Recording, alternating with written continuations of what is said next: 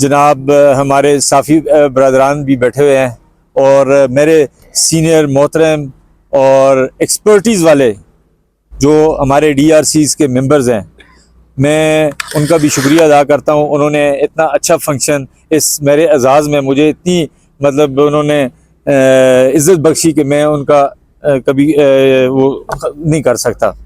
Any how मैं जिस वक्त मेरा ये नोटिफिकेशन हो गया तो मैंने कहा जी ये मेरा नेचर ऑफ जॉब नहीं है।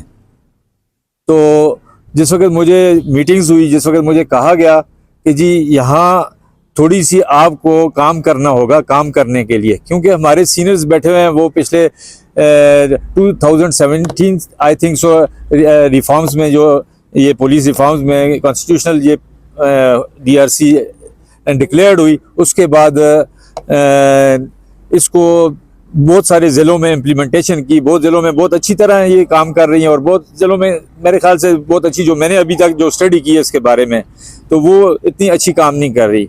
लेकिन जब DPO के साथ मैं बैठा तो DPO साहब ने मुझे कहा कि यार आपको ये चीज़ें करनी होगी। मैं स्वात में गया तो जो हमारी मानसरा की DRC काम कर रही है इससे भी बहुत नीचे लेवल की थी।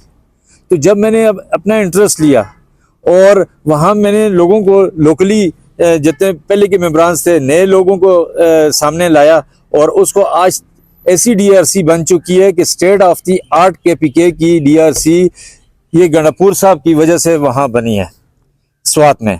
तो इन्होंने कहा आपको भी मैं ये टास्क दे रहा हूँ कि आपने इसको state of the art DRC बनानी है। क्यों? ये एक जिरगा सिस्टम है जो हमारे आबाओ अजदाद से चल आया है।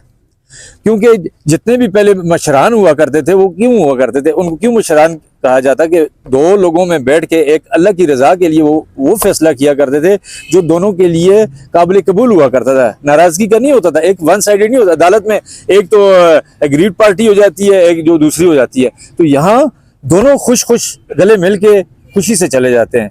और जब मैं ऑफिस देखा, सॉरी टू DPO साहब, आपसे पहले जितने DPOs आए शायद उन्होंने इंटरेस्ट नहीं लिया कि ऑफिस हमारे का बड़ा खस्ता हाल है। जो हमारे ये जो सीनियर मेंबरान्स बैठे हुए हैं जो अपने सारे काम छोड़ के सुबह आते हैं, पूरा दिन मेरे ख्याल से 4-5 बजे तक वो काम कर रहे हैं, तो उनकी ना कोई अप्रिसिएशन करने वाला मैंने देखा है।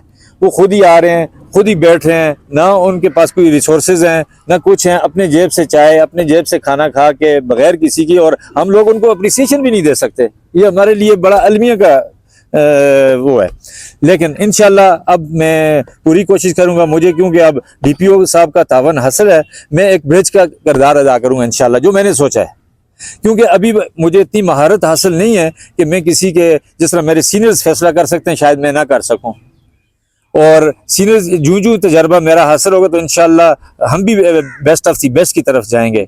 और मैं इंशाल्लाह ब्रिज का किरदार अदा करूंगा। इस ऑफिस को हम अपग्रेड करेंगे और इस ऑफिस को इंशाल्लाह ऐसा रेनोवेट करेंगे, स्टेट ऑफ द आर्ट बनेगा। मैं कोशिश करूंगा और भी हमारे जो इस वक्त इक़्तिदार में लोग बैठे हैं उनसे रिक्वेस्ट करूंगा कि हमें ऐसी जगह दी जाए ताकि उसकी लुक ऐसी लगे कि अदालत की तरह, जैसे अभी हमारे भाई साहब ने कहा, DRC साहब मेंबर साहब ने, कि जी एबटाबाद में जस्ट लाइक हाई कोर्ट उन्होंने बनाया हुआ है।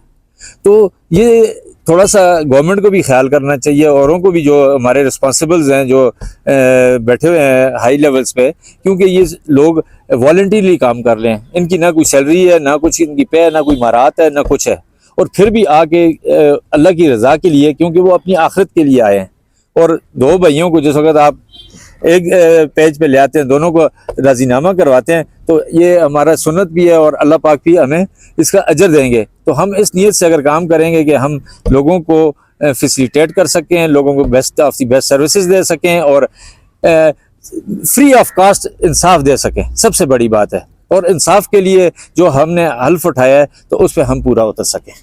तो बस मैं अब इंशाल्लाह जो DPO साहब बातें करेंगे तो इंशाल्लाह मैं तो उनकी बातों से बहुत ज़्यादा इम्प्रेस हुआ, और माशाल्लाह उन्होंने जो विजन मुझे पेश किया है तो मैं इस वजह से इस काम को इंशाल्लाह एज अ टारगेटेड लूँगा इंशाल्लाह। Thank you very much.